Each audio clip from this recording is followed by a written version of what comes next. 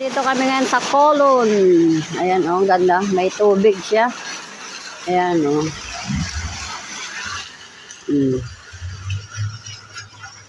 Ayan yung ano dito. Yung view. We go to the swing. We go to swing.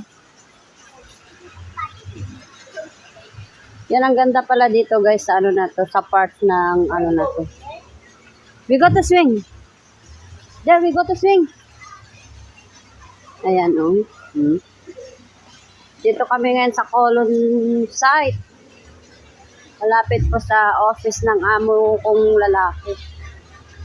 Dito kami. Dito kami napadpad na naman. Ganito ang buhay OFW sa ibang bansa guys. Laging gala. Ayan.